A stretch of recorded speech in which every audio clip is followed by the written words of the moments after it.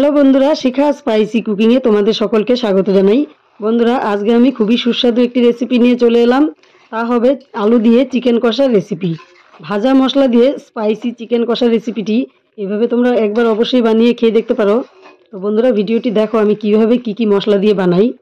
তো এই রান্নাটি পুরোপুরি ফলো করতে থাকো, কেউ স্কিপ করে দেখো না। আর অবশ্যই একটি লাইক দিয়ে দিও দেখার আগে। তো দেখো, এখানে চিকেনগুলোকে পরিষ্কার করে ধুয়ে নিয়েছি। এবার এখানে আমি একে একে মশলাগুলো দিতে থাকবো, দেখতে থাকো। তো প্রথমে এখানে দিয়ে দিচ্ছি আদা বাটা, এবার দিয়ে দিব ধনে বাটা। এগুলো কিন্তু সব ভাজা আছে। আদা রসুনটাকে হালকা ভেজেছি, আর ধনে জিরা এগুলোকে একটু বেশি ভেজেছি। তো এখানে রসুন বাটাও দিয়ে দিলাম, আদা বাটা, আর এখানে দিয়ে দিচ্ছি ভাজা জিরা বাটা, ভাজা কাঁচা লঙ্কা বাটা, কয়েক পিস রসুন দিয়ে দিব। এবার পরিমাণ মতো লবণ দিয়ে দেব।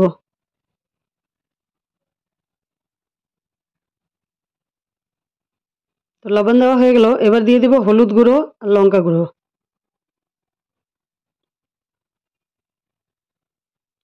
আমি তো এখানে লঙ্কা গুঁড়ো দিয়েছি, তোমরা চাইলে এখানে কাশ্মীরি রেড চিলি পাউডারটা দিতে পারো কালারের জন্য। কারণ কি আমি লঙ্কা গুঁড়োটা দিলাম যেহেতু আমি স্পাইসি বানাবো, তোমরা যদি ঝাল কম খাও তাহলে কম লঙ্কা দিবে। আর দেখো, সব মশলা দিয়ে মাংসটাকে ভালো করে মেখে নিলাম। এবার একটা থালা দিয়ে ঢেকে রাখছি। আমি 1 ঘন্টার জন্য ঢেকে রাখবো, তোমরা সময়টাকে কমিয়ে বাড়িয়ে নিতে পারো। তো ফিরে আসলাম 1 ঘন্টা পর। এখানে পেঁয়াজ ভেজেছি, সেই পেঁয়াজের তেলেই দিয়ে দিলাম জিরা তেজপাতা ফোড়নে। এবার চিকেনটাকে ঢেলে দিচ্ছি।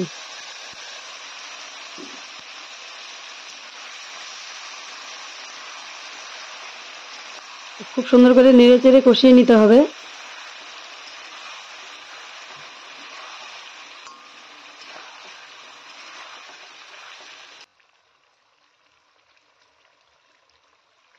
তো কিছুক্ষণ কষিয়ে নেওয়ার পর আমি চিকেনটা যেই পাত্রে মেখেছিলাম সেই পাত্রটা ধুয়ে একটু জল দিয়ে দিলাম।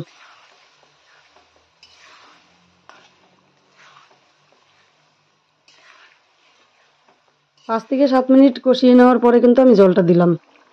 এবার দিয়ে দিব ভেজে রাখা আলু।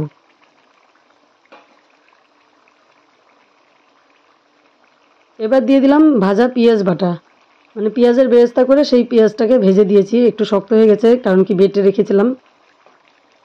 এটাকে ভালো করে মিশিয়ে নিয়ে ফিরে আসছি বন্ধুরা। তো দেখো বন্ধুরা, পেঁয়াজটাকে খুব সুন্দর করে মিশিয়ে নিলাম। এবার ভালো করে কষিয়ে নিতে হবে। তো 10 থেকে 15 মিনিটের মতো আমি কষিয়ে নিলাম বন্ধুরা। এবার চিকেনটাকে একটা থালা দিয়ে ঢেকে রাখবো, যতক্ষণ না সেদ্ধ হচ্ছে ততক্ষণ ঢেকে রাখবো। তো ঢাকনাটাকে এবার আমি খুলে নিচ্ছি 20 মিনিট পরে, কারণ কি চিকেনটা সিদ্ধ হতে আমার 20 মিনিট লাগলো। তো আমি কিন্তু মাঝে আরেকবার নেড়ে দিয়েছিলাম। আর গ্যাসের ফ্লেমটিকে কমিয়ে দিয়ে তারপরে সেদ্ধ করতে হবে। তো দেখো, অনেকটা ঝোল ছেড়ে দিয়েছে চিকেন থেকে। এখন কিন্তু খুব সুন্দর সেদ্ধ হয়ে গেছে। তো এতে আমি এখন দিয়ে দিব গরম মশলা।